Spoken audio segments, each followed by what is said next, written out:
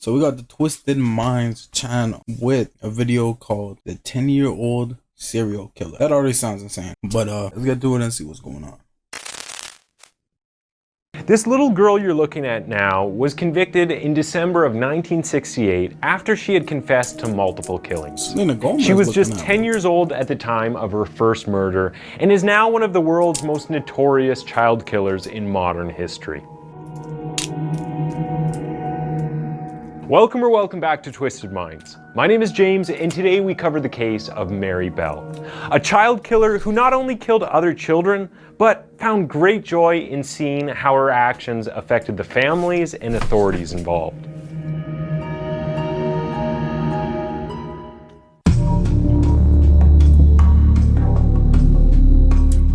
Mary Bell was born on May 26, 1957 to Betty, a 16-year-old prostitute who reportedly asked doctors to take her daughter away from her. Things only went downhill from there, with Betty often... That's like... She started off as one of the worst predicaments possible, bro. She started off with a villain background story, bro. Going away on business trips to Glasgow, Scotland. Having her mom disappeared upset young Mary. Despite the mental and physical abuse her mom often inflicted upon her. On one occasion, Betty's own sister watched Betty try to give Mary away to a woman who had been unsuccessfully trying to adopt her. The sister quickly stopped the shady deal and brought the girl back to her mother. Mary was also known to be weirdly accident-prone, once falling from a window and suspiciously overdosing on sleeping pills by accident. What the fuck? Some people believe the accidents were down to Betty trying to get rid of her own daughter, while others believe it was a case of Munchausen's by proxy, which meant that Betty enjoyed the attention and sympathy she got from her daughter's misfortunes. Disgustingly, Mary herself says she was subject to repeated sexual acts, with her mother forcing her to engage with men from the age of 5, something her... Yo.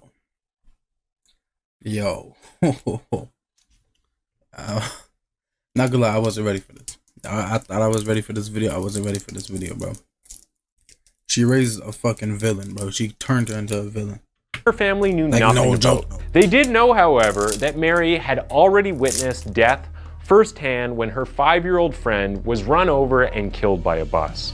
With everything that had happened to her, it's understandable that she was a withdrawn and disturbed child who became incredibly manipulative and violent. For weeks before her first murder, Mary Bell had been acting extremely strange. On May 11, 1968, Mary had been playing with a 3-year-old boy when he was badly injured by falling off an air raid shelter. His parents thought it was just an accident, but Mary and the young boy knew different. The next day, 3 mothers came forward to tell police that Mary had attempted to choke their young daughters. The police interviewed the child, but was soon let off with a stern telling off. Sadly, if these complaints were taken more seriously, the future of this young girl and the lives she would soon destroy could have been very different.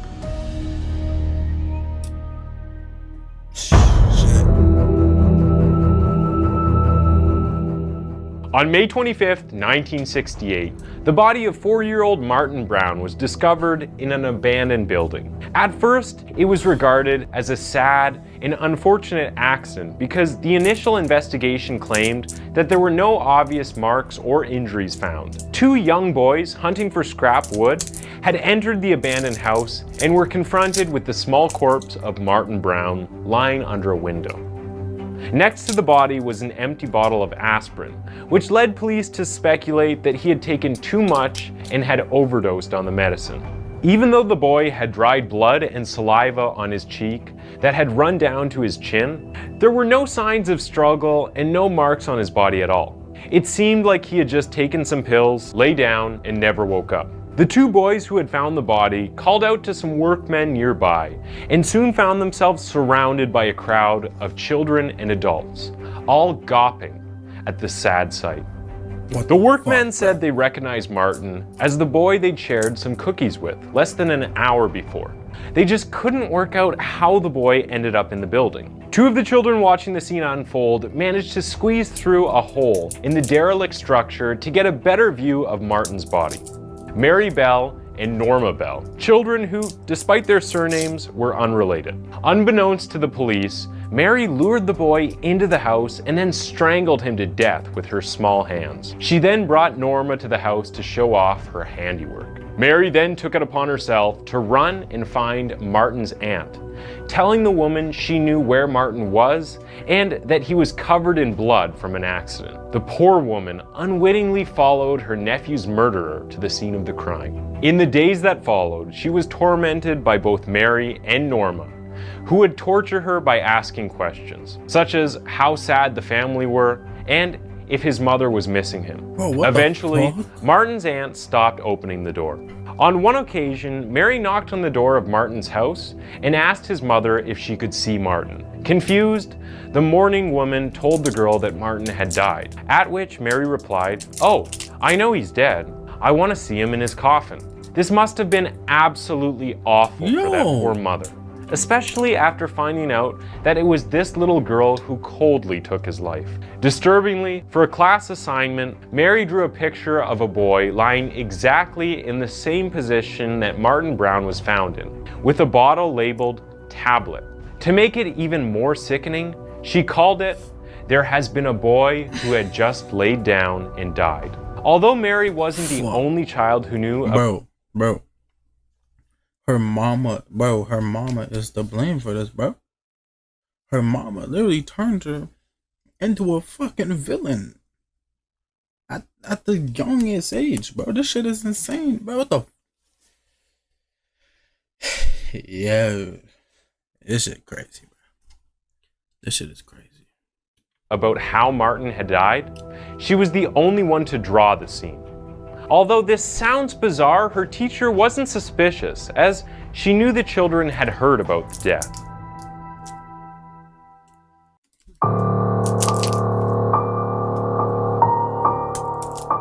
Mary's attack on other children and her bragging attitude continued.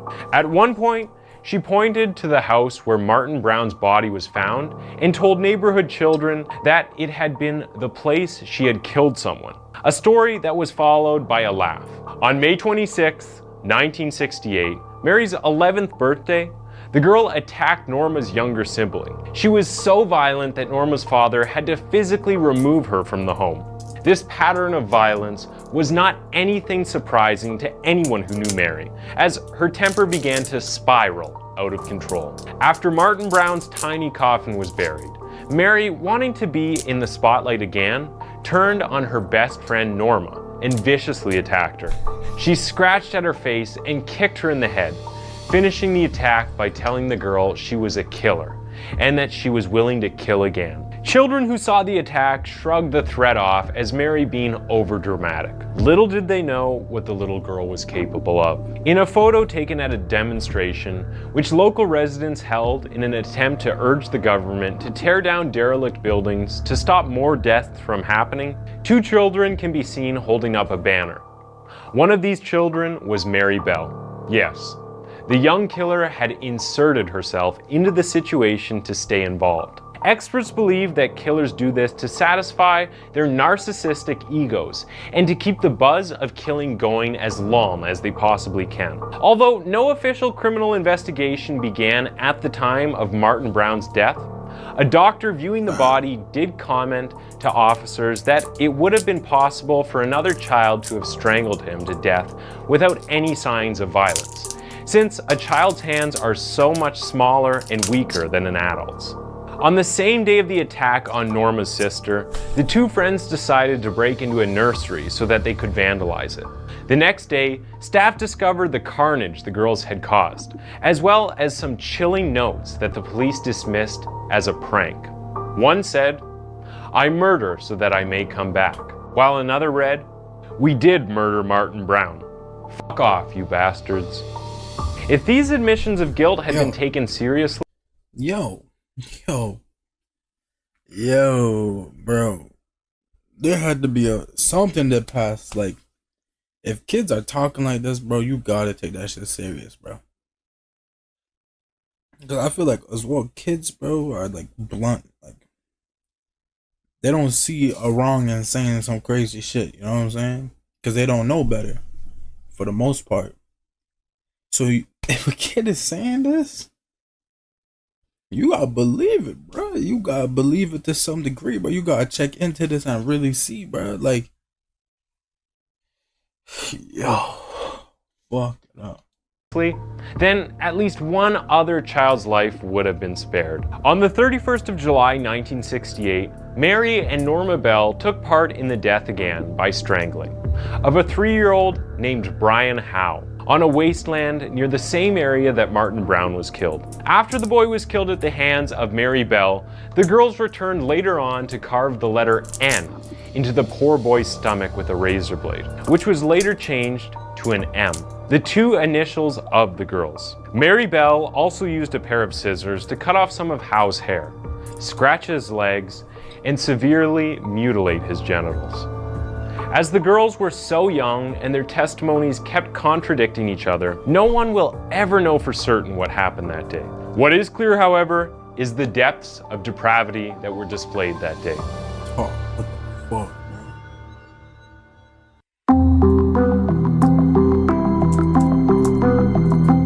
After the killing of the second child, police began to suspect that the letters left at the nursery were not sick pranks at all, but someone admitting to the murder of Martin Brown. The police quickly but you are, because we murdered Martin.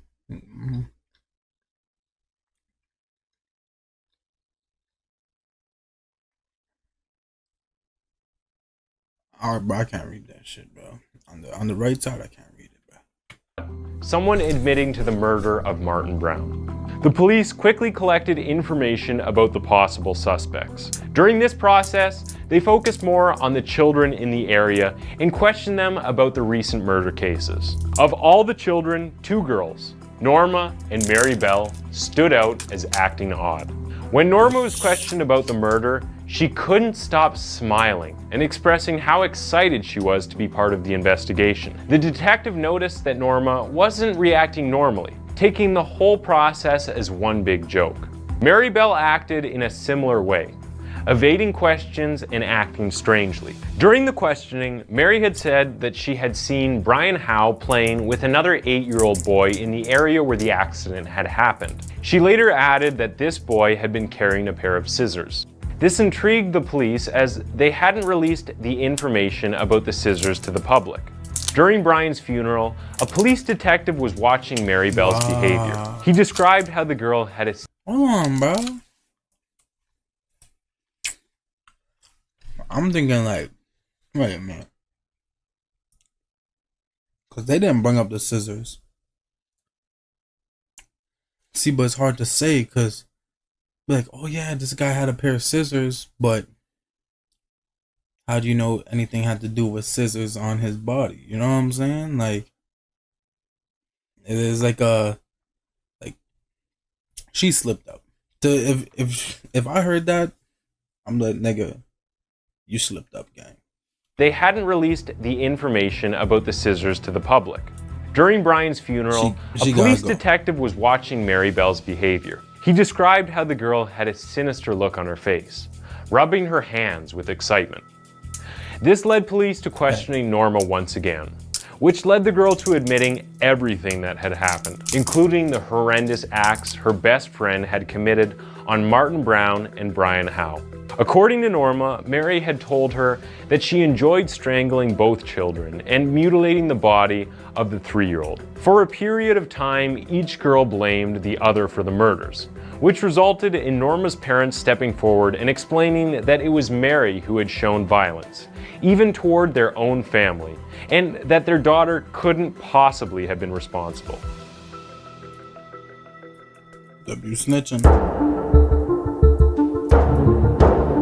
I feel like On the 17th of December 1968, Norma Bell was acquitted of all the crimes. Mary Bell, however, was convicted of manslaughter on the grounds of diminished responsibility, following the jury listening to a diagnosis from psychiatrists who said that the girl showed clear signs of psychopathy. The judge Mr. Justice Casack, described her as dangerous and said she posed a very grave risk to other children. She was initially sent to the Red Bank Secure Unit in St. Helens, Lancashire, UK, before being moved around quite frequently during the time she spent in prison. After her conviction, Mary got a lot of attention from the press. Her mother, who was ironically blamed for her daughter's mental health because of her awful upbringing, repeatedly sold stories to the press. She would even sell pages that she claimed to have been written by Mary.